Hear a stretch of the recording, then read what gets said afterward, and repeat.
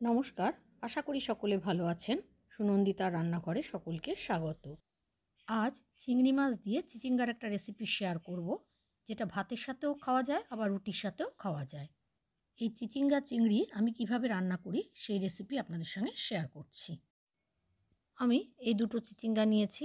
এর গায়ের খোসাটাকে চেঁছে নিয়ে পাতলা পাতলা টুকরো করে এইভাবে কেটে নিয়েছি। তার সাথে একটা বড় আলুর খোসা ছাড়িয়ে এইভাবে আলু ভাজার মতো পাতলা পাতলা টুকরো করে কেটে নিয়েছি। একটা বড় পেঁয়াজ কুচিয়ে নিয়েছি আর 3টে কাঁচা লঙ্কা চিড়ে নিয়েছি। আর কিছুটা চিংড়ি মাছ নিয়েছি, সেটাকে ধুয়ে হলুদ নুন মাখিয়ে রেখেছি। কড়াইয়ে 3 টেবিল চামচ সর্ষের তেল নিয়েছি। তেলটা গরম হলে ফোড়নে দিয়েছি 1/2 চা চামচ 5 ফোড়ন। ফোড়নটা একটু নেড়ে নিয়ে কুচিয়ে রাখা পেঁয়াজটা দিয়ে দিয়েছি। পেঁয়াজটাকে একটু লাল করে ভেজে নিয়েছি।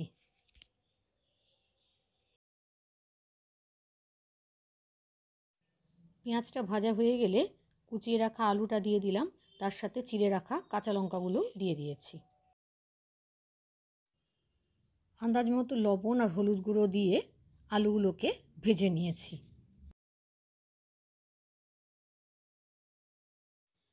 আলুগুলো একটু ভাজা হলে পরে নুন হলুদ মাখানো চিংড়ি মাছগুলো দিয়ে দিলাম।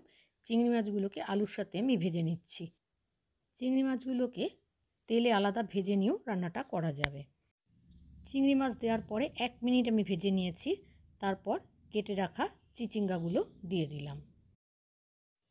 তার মধ্যে দিয়ে দিলাম 1/4 চা চামচ হলুদ গুঁড়ো আর স্বাদ অনুযায়ী লবণ। লবণ আর হলুদ গুঁড়োটা মিশিয়ে নিয়ে গ্যাসের ফ্লেমটা হাই করে চিচিঙ্গাটাকে বেশ খানিকক্ষণ ভেজে নিতে হবে। আমার চ্যানেল যদি এখনও সাবস্ক্রাইব করে না থাকেন তাহলে অনুরোধ করছি আমার চ্যানেলটা সাবস্ক্রাইব করার জন্য। পাশের বেল বাটনটা ক্লিক করে দেবেন নতুন রেসিপির আপডেট পেতে। চিচিঙ্গাটাকে হাই ফ্লেমে আমি 2 মিনিট রান্না করে নিয়েছি।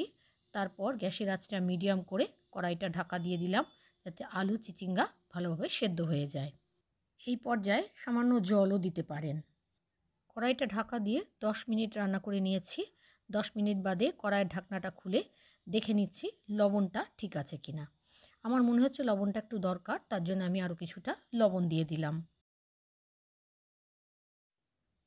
লবণটা মিশিয়ে নিয়ে আমি দেখে নিলাম চিচিঙ্গাগুলো সেদ্ধ হয়েছে কিনা। চিচিঙ্গা সেদ্ধ হয়ে গেছে। দিয়ে দিলাম 1 চা চামচ চিনি। চিনিটা ভালোভাবে মিশিয়ে নিয়ে আরও 1 মিনিট আমি রান্না করে নিয়েছি। তারপর গ্যাসের আঁচটা বন্ধ করে কড়াইটা ঢাকা দিয়ে কিছুক্ষণ রেখে দিলাম। চিংড়ি মাছ দিয়ে চিচিঙ্গার এই রেসিপি আপনাদের কেমন লেগেছে জানাবেন। ভালো লাগলে একটা লাইক দেবেন আর শেয়ার করবেন। আর রেসিপিটা ভালো লাগলে আপনারা একবার নিজেরাও ট্রাই করবেন। যদি ফেসবুক থেকে দেখেন তাহলে আমার পেজটা ফলো করার, আর যদি ইউটিউব থেকে দেখেন তাহলে আমার চ্যানেলটা সাবস্ক্রাইব করার অনুরোধ রইল। আজ তাহলে এখানে শেষ করছি। আবার আসবো অন্য কোনো রেসিপি নিয়ে। ততক্ষণের জন্য সকলে ভালো থাকবেন, সুস্থ থাকবেন। ধন্যবাদ।